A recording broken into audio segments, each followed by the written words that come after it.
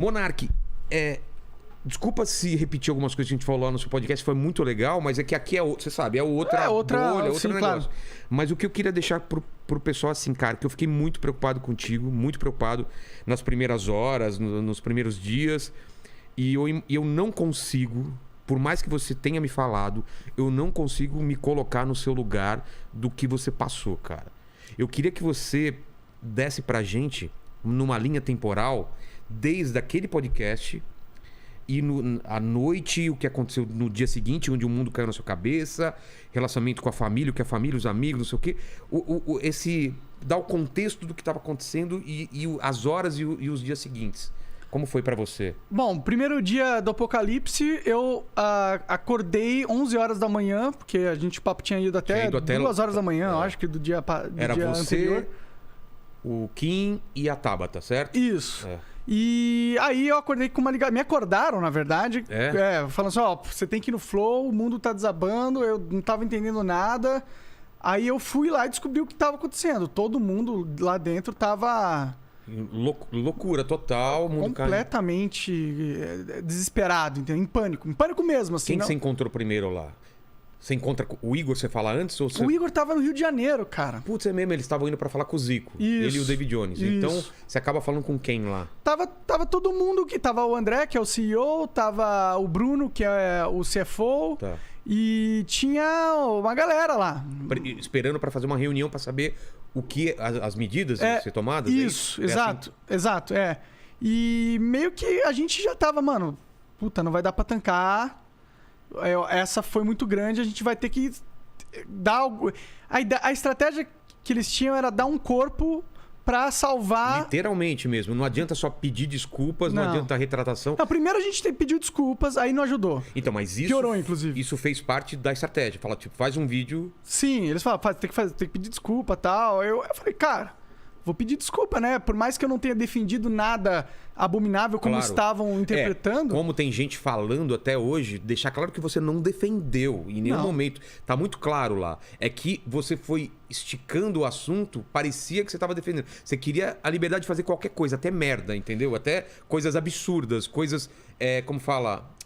não é absurdo, o limite, né? Na verdade, existe uma lei nos Estados Unidos que é a primeira... Isso, é isso que você tá falando. É a primeira emenda dos Estados Unidos, a maior democracia do mundo, né? O país talvez mais moderno que a gente tem, talvez o mais avançado nas questões sociais, há discordância sobre isso, mas eu gosto muito dessa lei. E o que essa lei diz? Que a liberdade de expressão é garantida, a liberdade de expressão e de associação, né? Então, por isso acontecer... Existe uma dinâmica lá, assim como existe na Ucrânia. Também? Na Ucrânia existe o partido nazista. Exato. Não que isso seja legal. Não, é horrível. Não que seja bom. Mas a Constituição dos caras permite esse tipo de coisa. E você estava citando esse exemplo. Eu estava citando esse exemplo, porque não que eu acho que seja legal que eles existam, mas porque é uma lei que protege a liberdade de expressão neste nível, ela é uma lei mais segura contra as tiranias do Estado, né? Porque você não pode falar sobre modelo econômico daqui a pouco. Você não pode falar sobre eleições. Na conversa com o Petri que eu tive lá no Monarch Talks, a gente conversou sobre vários exemplos de como a lei pode interferir na sua liberdade de expressão. A gente contou a história que você deve conhecer de um comediante. Carlin, eu sou ruim com o nome. George Carlin. Tinha umas palavras proibidas, né? Exato. O cara, ele, tinha umas leis lá que você não podia ser obsceno. Exato. Profano. Entendeu? Então, esses tipos de restrições à liberdade de expressão acabam matando a comédia, né? Por isso que eu acho importante você ter uma proteção ampla ao que se pode dizer, né? Então, em nenhum momento você queria... Não, eu acho que tem que ter aquele partido ou tem que ter aquele outro. Era só... Você estava discutindo a liberdade de expressão, mas depois a gente volta na minha visão de sociedade perfeita, a gente tem a liberdade de ter, mas ninguém nunca criou.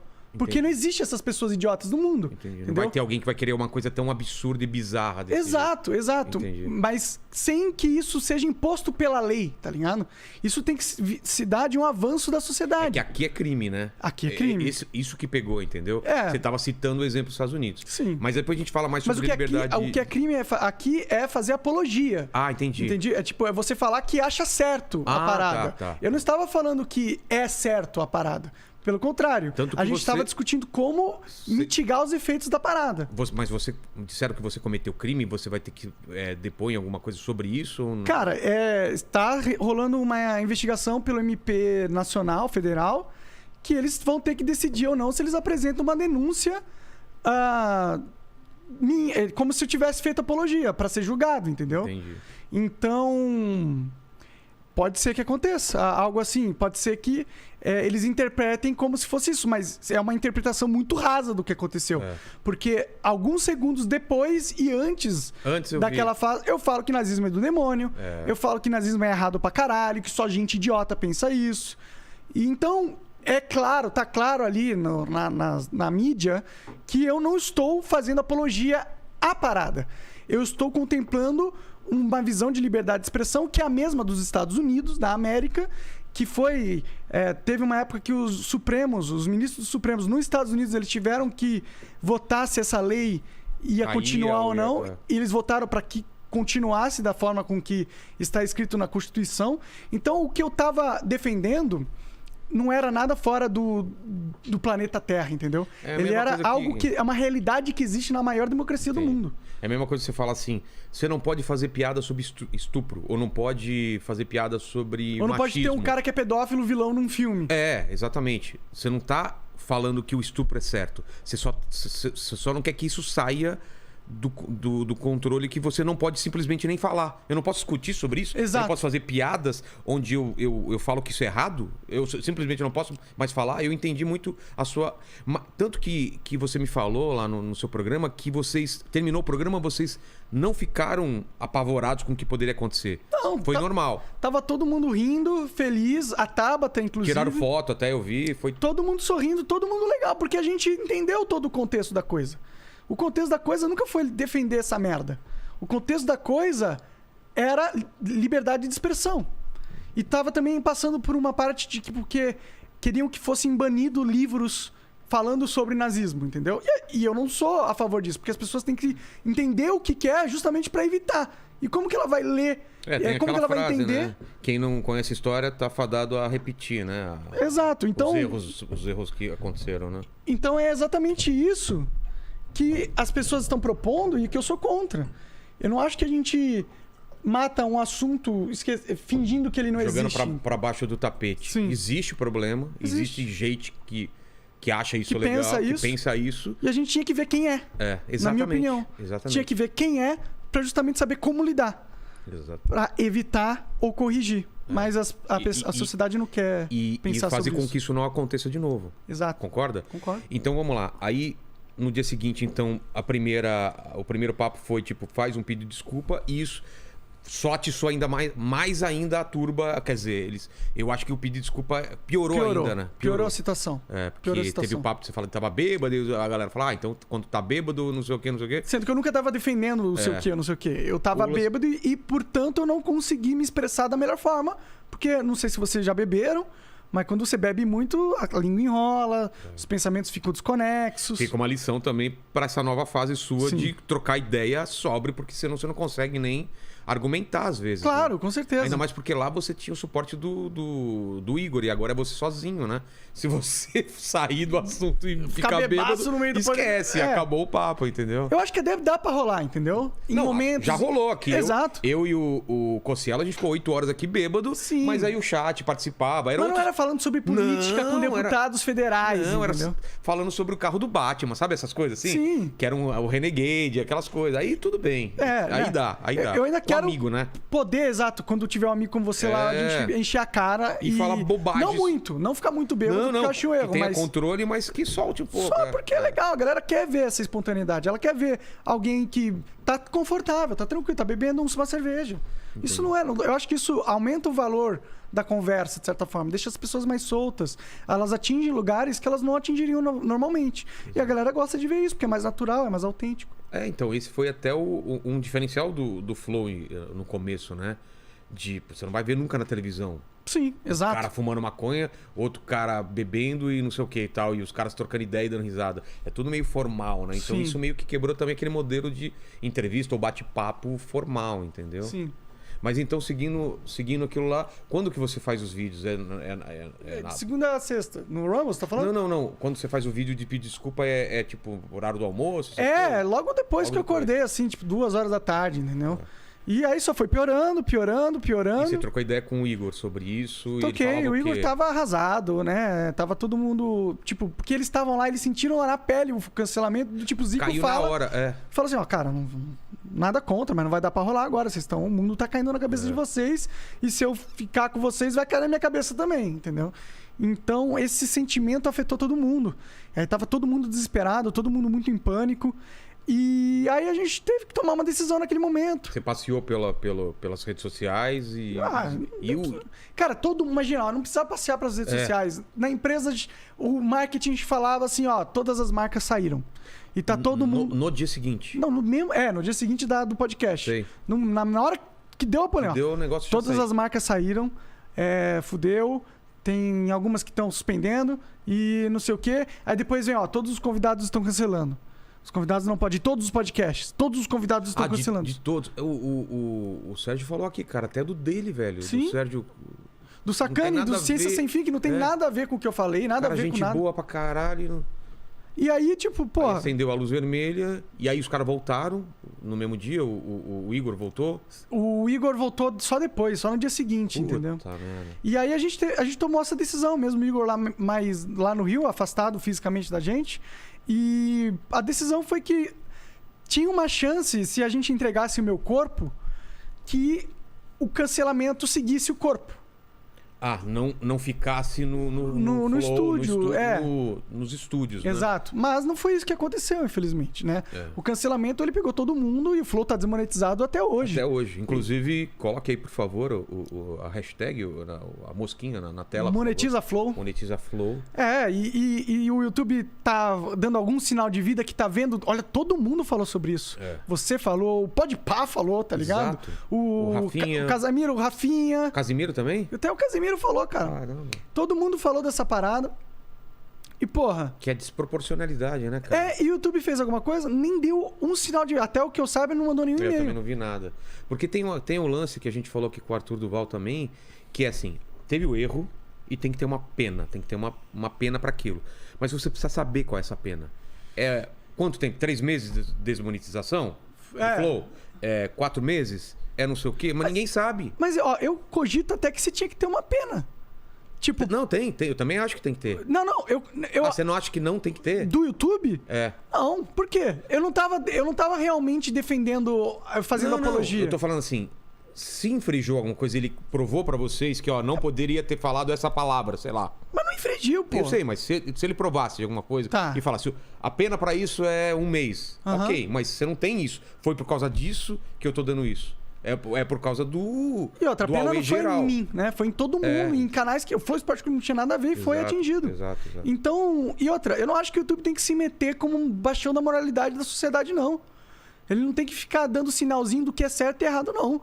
Mas e se a marca não quer naquele canal? Aí ele tira da marca, pô. Ele tem como fazer isso. Ele não tem que ficar fazendo uma notinha e mandando pra mídia. Ele fez nota? Fez. Ele fez uma nota... antes das 24 horas que eles deram de tempo pra gente se defender. Eles falaram que teve um problema e você tinha que fazer uma defesa. Isso, em 24 horas, senão ia desmonetizar. Aí vocês mandaram a defesa. Não, aí... Ele desmonetizou antes da defesa? Antes do tempo de 24 horas da defesa acabar, já tinha uma nota no YouTube, na mídia, falando que ia acontecer a desmonetização. Então não tinha defesa possível. Nunca foi de verdade essa chance de defesa. Não. Já estava decidido. Sim. Entendi. E tipo, pô... O YouTube não é a nossa mãe. Ele não é o Papa. Ele não é quem diz o que é certo e errado. Tipo, na minha situação é muito nebulosa, porque eu não tava... Eu posso ter falado de uma maneira burra, falei de uma maneira burra, mas o que eu estava falando ou defendendo é legítimo.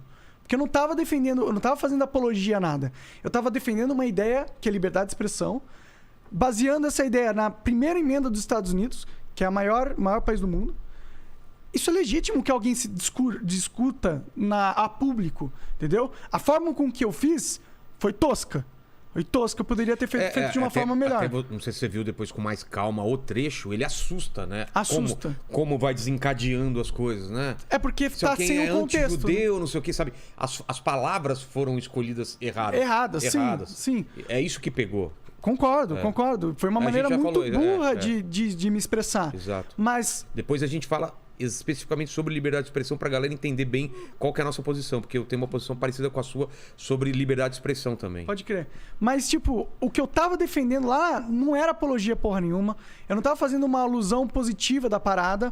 Muito pelo contrário. Tava discutindo como eu tenho a visão sobre a lei e eu acho que a lei tinha que ser igual à primeira emenda dos Estados Unidos. Só isso. É só isso. Isso não é um crime. Isso não é nefasto. Isso não é nada. Você checou se isso já aconteceu em outro podcast, por exemplo, nos Estados Unidos? Se o Joe Rogan já discutiu isso? Se ele tá tendo algum problema lá também? Como que tá lá? Ele já discutiu esse negócio. Então, nos Estados Unidos, existem passeatas nazistas. É mesmo? É. Caralho. Existem. E o Joe Rogan já discutiu sobre isso, sobre as passeatas nazistas, entendeu? E é claro que ele não apoia essas merdas, ele não acha positivo que exista. Mas ele entende que numa sociedade livre, você tem que dar voz pra todo mundo. Não só para as coisas que todo mundo sabe que é o certo, entendeu?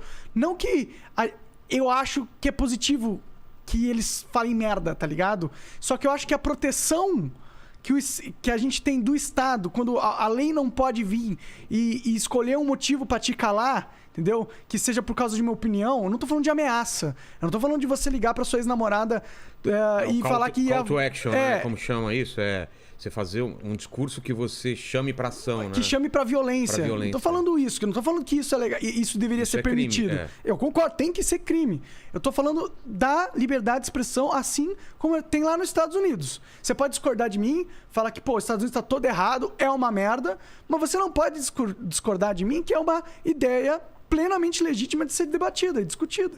É legítima. Acontece no mundo real. Mas aqui a apologia é crime, certo? Certo. Mas não é apologia isso. Não, eu sei, mas a apologia é crime, só pra deixar claro. Sim, apologia, supondo que fosse a morangos. Se eu falasse, se eu quisesse fazer apologia a morangos. Morango, tá. Seria, eu acho o morango muito bom, morango é bem gostoso, saboroso, eu queria que tivesse só morangos. Entendi. Isso é apologia. Agora você falar, eu acho o morango uma merda, mas eu acho que no ramo das ideias, a gente tem que ter espaço para todas as frutas, desde que elas não sejam frutas venenosas que causem violência, que chamem pra violência, entendeu? Entendi. Essa é a parada. Pra mim, eu só discordo nesse ponto, assim. Eu acho que algumas coisas eu não... porque você é contra até o lance da apologia a isso, né? Eu acho que tem que ser crime. Apologia...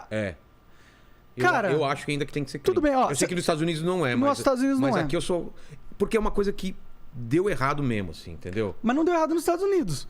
Lá, eles têm essa liberdade extrema e é o país mais democrático do mundo. Eu não sei, cara. Aqui no Brasil, não sei se a gente tem essa maturidade. Tudo bem, é possível.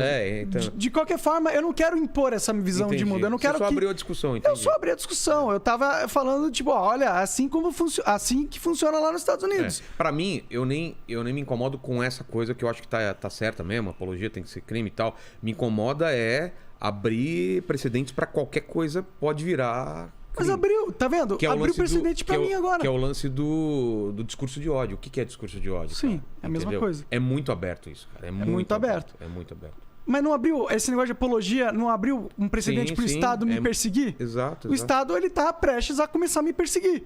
Porque eu defendi uma ideia legítima, constitucional na maior democracia do mundo. O Estado está prestes a me perseguir porque eu defendi uma ideia que é da maior democracia do mundo.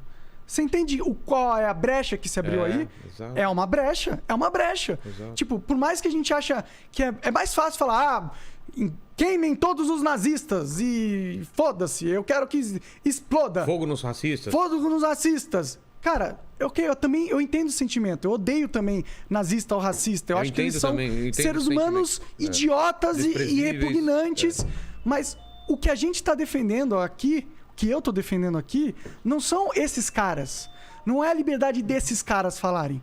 Eu tô defendendo a liberdade de todo mundo falar. Porque a partir do momento que você dá uma brecha no sistema, para ele calar opinião, não tô falando de ameaça, não tô falando de chamado para violência, tô falando de opinião.